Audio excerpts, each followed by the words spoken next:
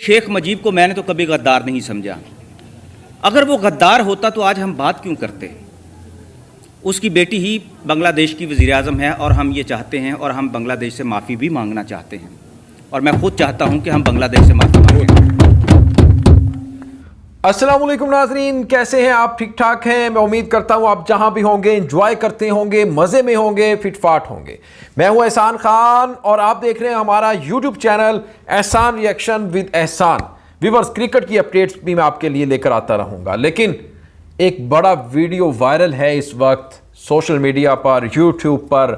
मेरे एक पाकिस्तानी फ्रेंड हैं, उन्होंने मुझे ये व्हाट्सएप वीडियो सेंड की, तो मैंने चाहा कि इस वीडियो के ऊपर बात की जाए, ये वीडियो आपके साथ रखी जाए, शेयर की जाए, फिर इसके ऊपर मैं आपको बताऊं आखिर है क्या माजरा, ये वीडियो है क्या, इसमें कहना क्या चाह रहे हैं। क्या गलती वाकई ही पाकिस्तान ने तस्लीम कर ली है बांग्लादेश से?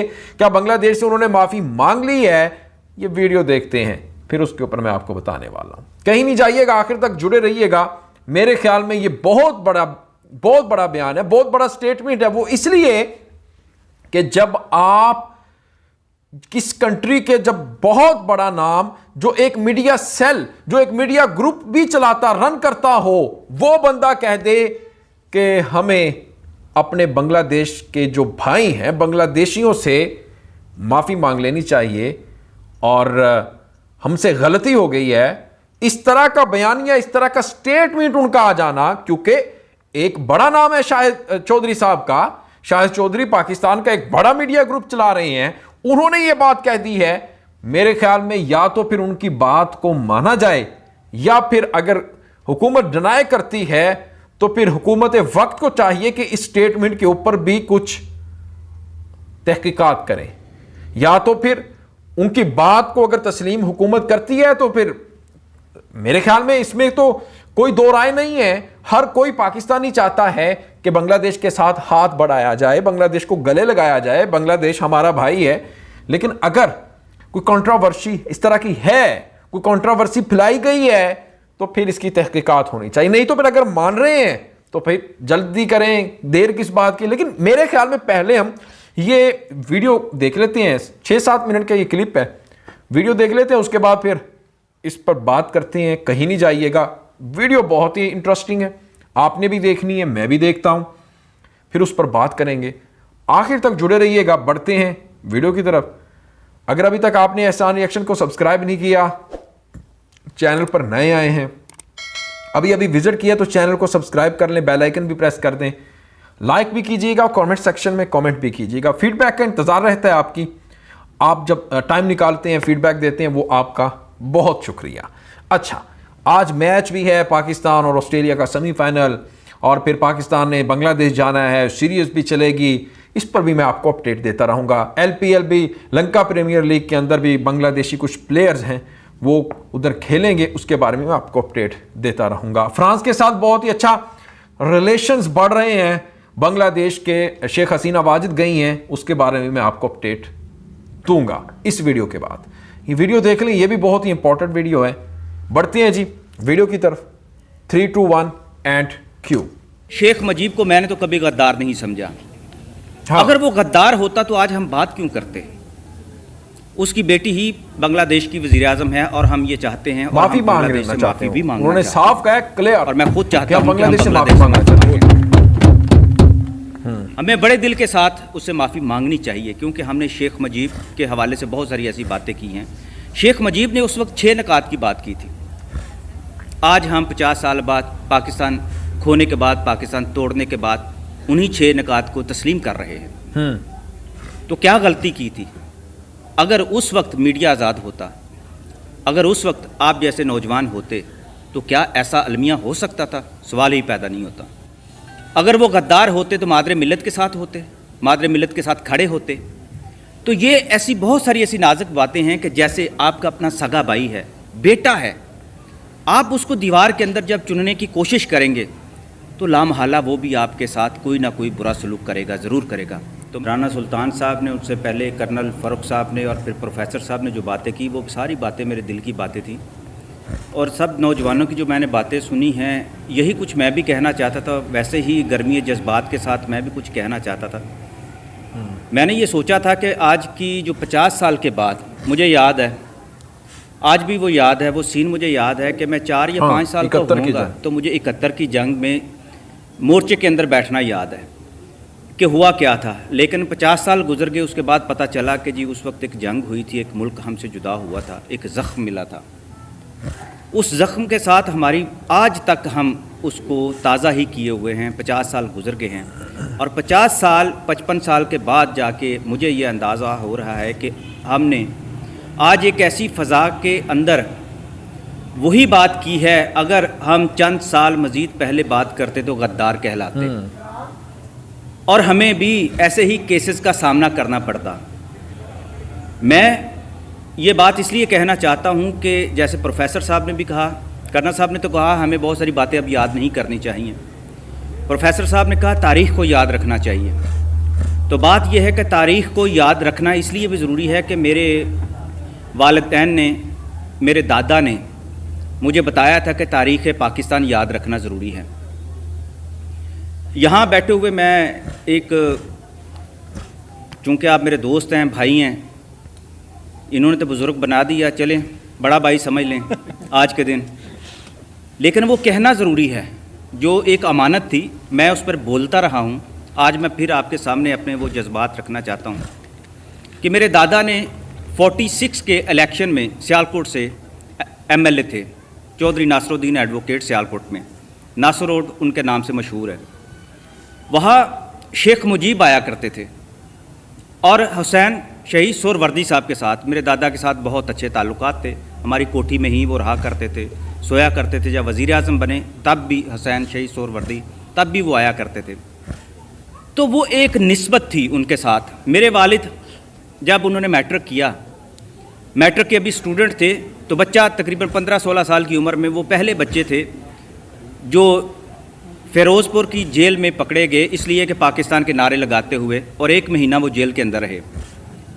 तो एक निस्बत थी पाकिस्तान के साथ जो हमारे खून के अंदर रची हुई थी कि पाकिस्तान बनाने वालों के साथ हम शरीक थे। हमारा ख़ानदान, हमें यही सबक दिया गया।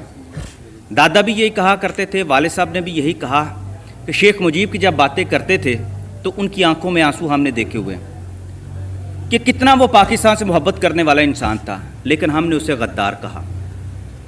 खैर, ये बड़ी लंबी दास्तान हो जाएगी। मैं सिर्फ इसलिए कि कमानत के तौर पर एक बात थी जो मेरे तक भी पहुंची कि शेख मुजीब को मैंने तो कभी गद्दार नहीं समझा। अगर वो गद्दार होता तो आज हम बात क्यों करते। उसकी बेटी ही बांग्लादेश की वज़ीर आज़म है और हम ये चाहते हैं, और हम बांग्लादेश से माफ़ी भी मांगना चाहते हैं, और मैं खुद चाहता हूँ कि हम बांग्लादेश से माफ़ी मांगें। हमें बड़े दिल के साथ उससे माफ़ी मांगनी चाहिए, क्योंकि हमने शेख मुजीब के हवाले से बहुत सारी ऐसी बातें की हैं। शेख मुजीब ने उस वक्त 6 नकात की बात की थी। आज हम 50 साल बाद, पाकिस्तान खोने के बाद, पाकिस्तान तोड़ने के बाद, उन्हीं 6 नकात को तस्लीम कर रहे हैं। तो क्या गलती की थी?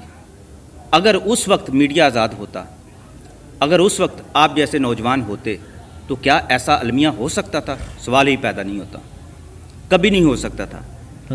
शेख मुजीब ने पाकिस्तान के लिए बहुत कुछ किया था। आपको याद होगा कि मादरे मिल्लत के साथ उन्होंने इलेक्शन कैंपेन चलाई थी बांग्लादेश में, जो उस वक्त मशरक़ी पाकिस्तान था। अगर वो गद्दार होते तो मादरे मिल्लत के साथ होते, मादरे मिल्लत के साथ खड़े होते। तो ये ऐसी बहुत सारी ऐसी नाजुक बातें हैं कि जैसे आपका अपना सगा भाई है, बेटा है, आप उसको दीवार के अंदर जब चुनने की कोशिश करेंगे तो लामहला वो भी आपके साथ कोई ना कोई बुरा सलूक करेगा, ज़रूर करेगा। तो मैं ये समझता हूँ शेख मुजीब ने शायद ये किया हो कि हमने जब उनके साथ बहुत ज़्यादतियाँ की होंगी। मैंने अपने चचा से पूछा, जो एयरफोर्स के सीनियर तरीन ऑफिसर थे और एयरफोर्स की कॉलेजेस के वो प्रिंसिपल भी थे, तो मैं अक्सर पूछता था कि हमने सुना कि बहुत सारे बंगाली जो थे, जो एयरफोर्स में भी थे, उनके बारे में आपके नज़रियात क्या थे? हमेशा पॉजिटिव जवाब मिला कि अगर 65 में बंगाली ना होते ये एयरफोर्स में, तो पाकिस्तान शायद ही 65 की जंग भी जीत सकता। MM आलम का नाम जो है वो आज भी हमारे दिलों पर लिखा हुआ है। तो ये नफ़रत जो है, हमें अब उस नफ़रत की दीवार को, उस नए एहसास को जगाने के लिए हमें ही आगे बढ़ना होगा बड़े भाई की तरह। हमने उन्हें बहुत ज़ख्म दिए, हम दाएं बाएं बहुत सारे अपने दोस्त मुल्कों को ज़ख्म दे चुके हैं, तनहा भी हो चुके हैं। लेकिन ये नई नस्ल, ये मीडिया का असर, ये सोशल मीडिया का असर, ये सारी कुव्वतें अब इकट्ठी हो गई हैं यूथ के साथ, यूथ के हाथ में आ गई हैं। तो मेरे ख्याल में अब इस यूथ को ही आगे आकर एक नया पाकिस्तान की बुनियाद रखनी होगी, पाकिस्तान के नए खारजा मामला की। ये वीडियो आगे भी है, अभी 3-4 मिनट की, आप वो भी देख सकते हैं, लिंक डिस्क्रिप्शन में है, आप जाएं और देखें।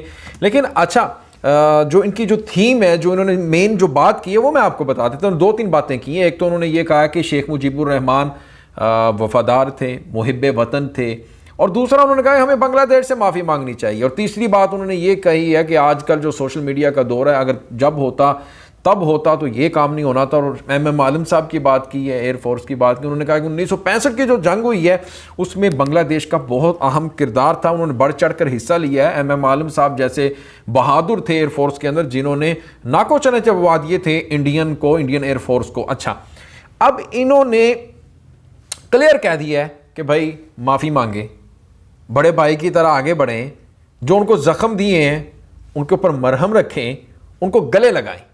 शाहिद चौधरी साहब हैं जी, उन्होंने ये साफ क्लियर एंड ये बात कर दी है। और उन्होंने ये भी कहा है कि जनाब मादरे मिल्लत के साथ इन्होंने बड़ी कंपेन चलाई, और ये तो मुहिब्बे वतन थे, पाकिस्तान के लिए इन्होंने बढ़ चढ़ कर काम किया। अच्छा व्यूअर्स, इनकी बातों के ऊपर आप कितना इत्तफाक रखते हैं? क्या ऐसा ही था या नहीं था? ये आपने मुझे बताना है, कमेंट सेक्शन में कमेंट कीजिएगा। और तमाम तर अगर आपको हिस्ट्री का, इतिहास का, तारीख का कुछ नॉलेज है तो फिर आप ज़रूर इसके बारे में लिखिएगा नीचे और बताइएगा। मेरे ख्याल में दोनों नेशंस को अब करीब आना चाहिए, अब जुड़ना चाहिए, अब एक दूसरे के साथ मिलकर, कंधे के साथ कंधा मिलाकर आगे मूव ऑन करना चाहिए, एक बड़े ट्रैक की तरफ जाना चाहिए, ताकि फिर पाकिस्तान भी बढ़ेगा, फले फूलेगा, और बांग्लादेश भी। और फिर एक दूसरे की, जिस तरह से बांग्लादेश की जो इकोनॉमी है और जो इंडस्ट्रियल स्पेशली टेक्सटाइल जो सेक्टर है, वो बहुत तेज़ी के साथ बढ़ोतरी कर रहा है, डेवलपमेंट की बहुत ही ज़्यादा चीज़ें हो रही हैं। तो पाकिस्तान की भी गारमेंट्स की और टेक्सटाइल की भी इंडस्ट्री बड़ी है। तो ये मिलकर इस तरह पाकिस्तान और बांग्लादेश आपस में मिलकर बहुत कुछ अचीव कर सकते हैं। पुरानी बातों को अब भूल लेना चाहिए। असल मकसद तो इस जो कॉन्फ्रेंस का, इस जो सेमिनार का, वो यही है कि भाई आप दोनों कंट्रीज़ को अब करीब लेकर आएँ। वीडियो कैसी लगी इसके बारे में आपने ज़रूर बताना है, कमेंट सेक्शन में कमेंट कीजिएगा। अच्छी लगी हो तो चैनल को ज़रूर सब्सक्राइब कर लें, बेल आइकन भी प्रेस कर दें। अपना बहुत ज़्यादा ख्याल रखें। नेक्स्ट वीडियो तक मुझे दें इजाज़त। अल्लाह हाफिज़।